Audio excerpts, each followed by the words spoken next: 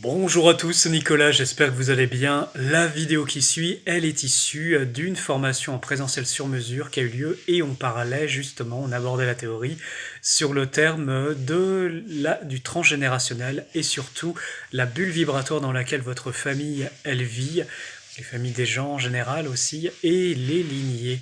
Donc voilà, je vous souhaite un bon visionnage.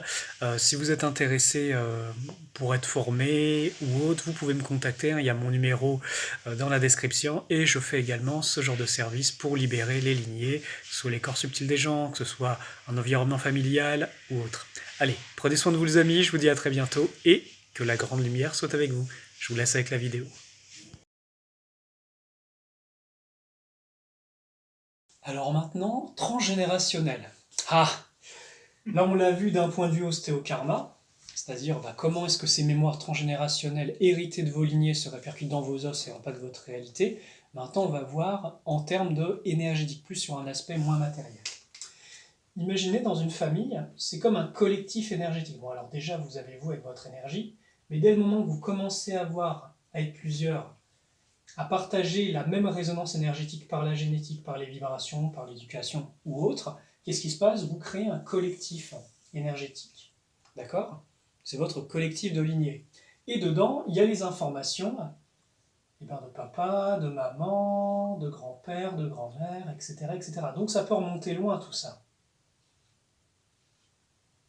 Vous imaginez le nombre d'ancêtres que vous avez déjà sur, allez, déjà 2 ancêtres, ensuite plus 4, plus 8, etc., etc. C'est exponentiel en fait votre nombre d'ancêtres quand vous montez dans le temps. C'est gigantesque. Donc tout cela, ça porte des informations, négatives ou positives. D'accord? Donc dedans, il y a de l'information. Cette information, imaginez que cette bulle vibratoire, c'est comme un œuf. Un œuf qui va former vos corps tout au long de votre vie. Mais avec quoi vos corps sont formés? Est-ce qu'ils sont formés avec, je ne sais pas, de la jalousie, de la méchanceté, de la mesquinerie, ou est-ce qu'ils sont formés avec de l'amour, du respect, de la lumière? Vous voyez, ce n'est pas les mêmes matériaux, et vos corps subtils ne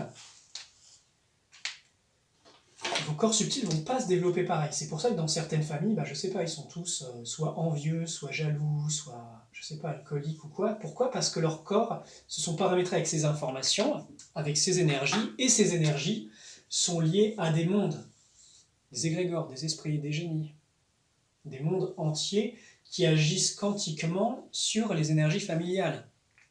Et donc il y a un échange d'énergie entre l'énergie qui est générée par chaque individu, parce que chaque individu a sa lumière intérieure, active ou non, d'accord, génère de l'énergie. Donc c'est une pile, c'est comme dans Matrix. On génère constamment de l'énergie par notre simple présence. Ça, on le voit dans le cycle de 1, on génère de la vie, de l'amour et de la lumière. Juste par notre présence. D'accord? Donc imaginez tous ces êtres qui génèrent de l'énergie, et donc vous avez tout un agglomérat de force dans votre lignée qui est très content de pouvoir extraire cette énergie et vous donner un petit peu plus de votre énergie dans votre corps pour administrer votre ligne de temps, on va le dire comme ça. Vous comprenez les enjeux? C'est pour ça qu'il y a des familles qui peuvent être extrêmement lumineuses. Imaginez, je sais pas, c'est des ancêtres christiques, ils ont travaillé la lumière, ils sont conscients, ils savent qu'il y a un rôle sur Terre. Imaginez les enfants divins qui arrivent et comment leurs corps sont forgés. Imaginez à l'inverse, une famille où c'est la mafia, où c'est ténébreux, où c'est méchant, jaloux, mesquin, presque, il y a des... Ils ont peut-être même dans des cas extrêmes travaillé la magie noire. Imaginez les forces qui traînent dans cette bulle familiale. D'accord? Et cette bulle familiale, comme votre bulle énergétique, il y a des membranes. Est-ce que ces membranes sont lumineuses? Est-ce qu'elles sont complètement encrassées? Est-ce qu'il y a des trous dedans? Des trous qui permettent des invasions de forces qui ne sont pas de la famille qui rentrent dedans. C'est le même principe, c'est un petit peu les mêmes principes. D'accord? Et donc, il y a des forces dedans, et quand on travaille sur les lignées, vous allez trouver, alors comme quand on travaille dans les corps subtils des gens, parfois des brides, parfois des implants mais énergétiques, parfois des créatures, parfois carrément, je vais faire une toile d'araignée là, parfois des nids avec des créatures, là je vais faire avec des dents là comme ça. Peut-être il y a des créatures démoniaques qui se sont installées et qui vivent dans votre énergie familiale. Donc vous, imaginez en tant que, je sais pas, âme joyeuse, lumineuse, qui veut expérimenter sur Terre et qui rejoint cette famille en se disant «Ah tiens, cette famille, il y a des résonances avec mon âme, je vais travailler ça, je vais apprendre ça». Bah vous arrivez, et tout de suite,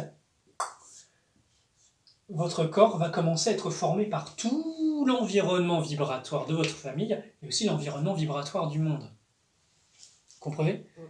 Vous êtes déjà demandé pourquoi est-ce que les petits-enfants, jusqu'à 7 ans, ils sont lumineux, ils sont comme ça et tout, et qu'après, quand on devient adulte, mince, pourquoi on n'est pas resté comme ça? Bon, déjà, il y a une forme de soutien divin qui est là pour le début de leur vie, et pour les préserver dans ces mondes. Mais il y a aussi le truc de toutes ces influences dans ce monde, et même familiales, qui agissent, qui construisent nos corps. Et c'est pour ça qu'on va réveiller certains types de caractères. Alors, il y a le caractère profond de notre âme, de ce que l'on est dans notre essence, mais il y a aussi le caractère, on va dire, surimposé par toute l'éducation familiale, par toute l'énergie. D'accord? Ça bosse? Donc, quand on travaille les lignées, c'est pas juste l'arbre généalogique. Parce que ça aussi, c'est un gros morceau. Hein. Et oui. Et oui, c'est un gros morceau. Hein. Parce que là, on parle, c'est au-delà du temps et de l'espace. Hein. C'est un tunnel avec vos ancêtres et tout ce qu'ils ont fait, et toutes les conséquences de tout ce qu'ils ont fait qui se répercutent là. D'accord? Quand je vous disais tout à l'heure dans l'ostéokarma, bah tiens, est-ce que votre vie c'est vraiment la vôtre? Est-ce que vous vivez la vie de vos ancêtres et de toutes les vibrations émanées par vos os, par vos corps, qui fait que vous créez une réalité, mais est-ce que c'est en adéquation avec votre âme? Peut-être pas. Peut-être pas, parce que bah, comment votre lumière peut-elle percer avec toutes ces mémoires? Alors si vous travaillez à la lumière intérieure, oui, votre énergie, votre soi a commencé à se déployer, vous commencez à créer votre autre ligne de temps, vous commencez à vous synchroniser, vous commencez à purifier votre bulle et à agir un petit peu sur votre famille. Mais si c'est pas le cas, pour un être humain normal, comment peut-il suivre son programme d'âme? Il ne peut pas. C'est très compliqué. Son chemin de vie est tracé comme une autoroute.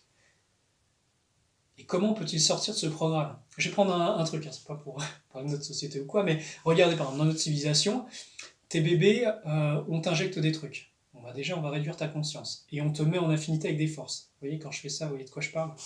D'accord?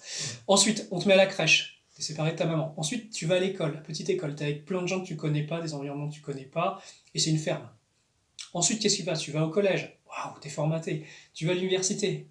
Après, tu vas dans le monde du travail. Après, tu fais toute ta carrière et après, tu vas à la retraite. S'il y a une retraite, hein, ça, on ne va pas parler politique. Mais après, tu meurs. Et imaginez la ligne de temps qui a été programmée par un monde, mais c'est pas le chemin de votre âme. Ouais. Comprenez à quel moment il y avait de la place pour votre âme et ce que vous étiez. Donc il y a le contexte, mais il y a aussi vos lignées familiales. Donc c'est pour ça, est-ce que votre vie est encore vraiment la vôtre? Pourquoi est-ce qu'il y a des gens, quand ils ont des éveils de conscience, ils veulent tout quitter, ils quittent leur famille, leur machin, leur truc?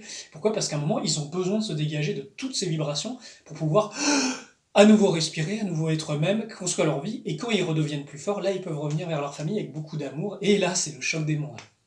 Voilà, c'est une petite parenthèse. Donc, ça va, je vous perds pas, ça fait beaucoup d'infos, mais ça te parle. Donc, vous avez l'aspect transgénérationnel déligné avec tous les nœuds énergétiques de toutes sortes. Après, il y a aussi des choses très positives. Je ne sais pas si vous aviez un ancêtre qui était, je ne sais pas, forgeron et qui était minutieux, qui était endurant, bah ça vous est transmis aussi génétiquement. Il n'y a pas que des choses négatives. Et pour les choses lourdes qui ne sont plus adaptées à votre chemin d'âme, à votre évolution, c'est mieux de le purifier, de le transformer, de ne pas vivre avec. Surtout que c'est un environnement vibratoire dans lequel vous baignez comme dans... Imaginez, vous êtes comme dans un poisson dans un bocal. Si tu mets une goutte de poison dans l'eau, tu empoisonnes le poisson. Si tu mets une goutte de remède, tu vas le soigner. Et bien c'est pareil, c'est exactement pareil. Tous les membres de votre famille, ce qu'ils font, ce qu'ils vibrent, ce qu'ils sont et avec quoi ils sont reliés, soit ça empoisonne l'eau, soit ça le guérit. Vous, quand vous commencez à vous réveiller dans votre famille, bah déjà, vous allez prendre conscience de plein de trucs, donc ça peut créer quelques petites tensions, mais surtout, vous manifestez votre lumière qui va commencer à mettre fin à ces anomalies, qui vont peut-être résister. Parce qu'imaginez, si vous avez des créatures très négatives, qui veulent garder l'ascendant sur votre famille, ils vont essayer de vous rejeter, ils vont essayer de créer de la séparation, ils vont essayer de détruire. Il peut y avoir de ça. Alors, je prends peut-être des cas extrêmes, hein, mais...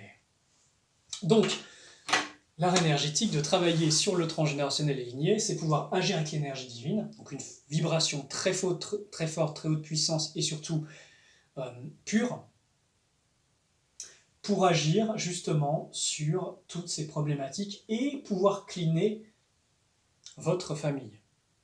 Après, vous avez la famille plus ou moins proche, hein. Vous avez peut-être votre famille proche, mais vous avez un autre bulle avec votre famille plus éloignée. Et ultimement, la famille de l'humanité, qui est une grande famille, hein. Vous voyez un petit peu, petite cellule, cellule plus grande, très grande cellule, d'accord? Planète, système, univers local, univers, super-univers, création. Bon, vous voyez un petit peu, c'est des fractales en fait. Et déjà dans votre environnement, vous pouvez déjà travailler ça. Donc là, ce qu'on va travailler, notamment cet après-midi, c'est commencer à libérer ces choses-là, ça va préparer la pratique de l'ostéocarbe. Vous voyez, il y a du boulot, hein, parce que vous ne savez jamais ce que vous allez trouver dans votre lignée. Il y a des questions peut-être? Ouais. Donc, ce qui est intéressant avec notre art, l'art de pouvoir utiliser l'esprit avec la vibration divine pour créer des effets dans la matière, c'est de la magie, l'âme qui agit avec cette force divine, c'est de pouvoir libérer ces choses-là, libérer les âmes, libérer les environnements vibratoires et créer un environnement qui est propice pour vous, pour votre évolution et qui est en adéquation. D'accord? Après, il y a un autre aspect, c'est la bulle vibratoire. Sur quelle échelle vibratoire est-elle? Est-ce qu'elle est sur un plan matériel? Est-ce qu'elle est un plan morontiel, donc le stade de l'âme? Est-ce qu'elle vibre sur un plan spirituel et donc elle est entourée d'anges? Ou est-ce qu'elle vibre dans du bas astral, très bas astral, démoniaque? Vous voyez, c'est comme un environnement vibratoire. Sur quel étage il est? Et à quelles influences peuvent le toucher ou pas? Donc quand vous devenez conscient que vous travaillez votre lumière, commencez à vous réveiller et que vous savez mettre en action cette puissance divine, qu'est-ce qui se passe? Vous devenez un agent de lumière qui va purifier les lignées, qui va purifier aussi la bulle d'énergie, qui va peut-être même la remonter sur des plans de lumière, et là, vous sauvez votre famille. C'est pas rien, hein. Et là, vous le faites par le pouvoir de l'esprit, de la vibration divine. C'est ça notre art. À une échelle plus grande, vous voyez, quand vous travaillez en soins énergétiques sur quelqu'un, oui, vous travaillez sur lui. On parle des transmissions vibratoires qu'on a vues dans la première formation. Et vous agissez sur la personne, mais ça va se répercuter sur sa famille. Donc, quand vous agissez bénéfiquement sur quelqu'un avec cette vibration divine, ça le libère, mais ça libère aussi sa famille dans la mesure qui est possible. Après, là, on parle d'une intervention plus directe sur les lignées familiales et sur cet environnement. Voilà. Petite question? On va prendre un exemple, d'accord? Je vais aller un peu plus loin dans les explications. Vous avez par exemple dans une famille, c'est pour décortiquer un petit peu, je sais pas, vous avez quelqu'un qui aime bien la boisson. D'accord? L'esprit de l'alcool, façon de parler. Qui est lié à plein d'autres énergies parce qu'en fait, je sais pas, peut-être qu'il va y avoir le manque de respect, peut-être qu'il va y avoir le déni, c'est lié à des réseaux énergétiques, tout ça, d'accord? Mais ça, qu'est-ce que c'est? C'est un esprit. Cet esprit va essayer de construire le corps des gens, il va les inciter à boire. D'accord? Voilà, si vous avez un bon système de défense, non, vous dites non, non, c'est bon. Oui, pour goûter, mais je ne vais pas m'enivrer. D'accord? Donc ça fait partie des énergies qui va agir sur les corps externes et plus dangereusement dans les corps internes de la personne. Tu peux te former un corps d'alcoolique avec l'esprit de l'alcool, parce que cette énergie est tellement rentrée en toi que c'est elle qui gouverne ta vie et ta destinée. Parce que souvenez-vous, votre ligne de temps, combien de pourcentage il y a de votre énergie à vous en vous-même? S'il y a moins de 50%, c'est pas vous qui gouvernez votre vie. C'est un conseil européen démoniaque qui va décider pour vous de votre ligne de temps, de vos événements, tout ça, mais vous n'avez pas pouvoir à ce que vous êtes. C'est là l'enjeu. Hein. Je vous ai dit, l'enjeu sur Terre, c'est les âmes et c'est votre esprit. Qu'est-ce que vous allez créer avec votre esprit et votre âme, à qui elle appartient en sortant de là? Je ne sais pas comment entendre, je sais. Mais c'est une réalité. C'est une réalité. Est-ce qu'au cours de votre vie, vous êtes libéré ou est-ce que vous allez rencontrer après votre mort les dieux que vous avez servis? Vous allez rencontrer le dieu de la bouteille, le dieu de la méchanceté, le dieu de la luxure. Façon de parler. Hein. Dans quel monde vous allez aller qui va être en résonance avec ce que vous êtes? Si vous avez travaillé à la lumière, vous avez travaillé avec, façon de parler, les anges. Je prends des exemples un peu grossiers comme ça, mais vous allez naturellement, après votre mort, après être sorti du corps, vouloir aller sur les plans de lumière. Vous n'avez plus rien à avoir à faire dans ces dimensions-là. Vous voyez? Ça donne plein d'optiques. Donc, l'esprit de la bouteille, c'est lié à quoi? C'est lié à un monde. Quantiquement, c'est lié à un monde. Bon, comme c'est un truc qui est assez bas, ça doit être dans... Je vous ai expliqué, il y a tellement de choses à vous raconter. Il y a 7 océans de noirceur de plus en plus denses, et donc ça vous connecte à un de ces océans de noirceur avec ce qui est en relation avec ça.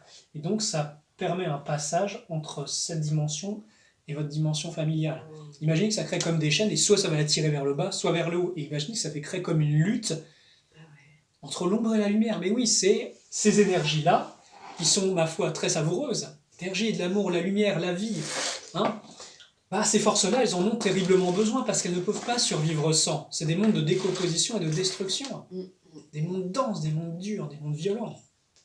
Donc ces énergies-là, si elles ne sont pas préservées, protégées, purifiées, ça va aller dans ces dimensions-là. Sinon, ça ira dans des dimensions supérieures et ça élèvera et ce sera l'amour, l'évolution, etc. Voilà comment je le comprends. Donc voilà, quand vous traitez une addiction familiale, on ne le traite pas que chez les personnes et dans leur corps parce qu'il faut désincruster ça de leur corps, il faut que la personne ait compris pourquoi elle boit, indépendamment de tout ça, tu vois, pour sortir du déni, comprendre qu'est-ce qui est compensé et ensuite pouvoir se libérer.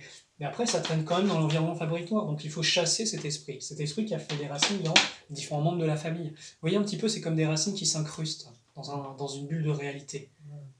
Ça vous parle? Vous avez les Bien images? sûr. Voilà, là, ça donne un exemple plus concret des relations et vous allez comprendre sur quoi vous allez tomber en travaillant là-dessus. Donc, en vous réveillant, devenez le saint protecteur de votre famille, qui libère de tout ça et qui permet une destinée glorieuse à vos descendants. Des questions, des observations, Quand il y a des portes ouvertes comme ça, des portails sur les autres dimensions? ouais. Mais Oui, du vas-y, coup, continue, on va sur un truc. et qu'il y a ce truc et qu'on capte qu'il y a cette mémoire-là, peut-être on va directement dans la pratique là, hein, mais du coup, on coupe, on retire, on jette, on ferme la porte. Eh ben, en fait, ça dépend. Peut-être qu'en fait, il y a des morceaux d'âme de votre famille qui sont bloqués là, et ça crée un pont quantique. Et là, on part sur le sujet des récupérations d'âme, des exorcismes, tout ça. C'est encore un autre sujet. Mais quand il y a un pont dimensionnel, ça veut dire qu'il y a en résonance deux particules qui sont en résonance et ça crée un pont quantique. Enfin, moi, je l'explique comme ça. Je ne sais pas si les termes scientifiques sont exacts comme ça, mais en tout cas, du fait qu'il y a quelque chose, un morceau d'âme, de la même âme ici et là, ça crée un pont quantique. Et pour fermer le pont, il ne faut pas couper le lien, il faut juste rapatrier le morceau d'âme. Il faut pouvoir le localiser, aller le chercher, le purifier, le rendre à son propriétaire. Le localiser. Tout l'art des chirurgies d'âme qu'on apprend en cours ou des récupérations d'âme. Encore si c'est des fragments, ça va. Si c'est des gros morceaux, c'est plus problématique parce que ça veut dire qu'ils sont exploités. Parce que ces mondes-là utilisent les âmes pour leur technologie comme générateur d'énergie. Incroyable. Je ne vous l'avais pas expliqué la première fois, mais il y a tellement de trucs à raconter dans ce domaine. Je sais plus si tu ne me l'avais pas dit, peut-être pas aussi spécifiquement, je pense. Ouais.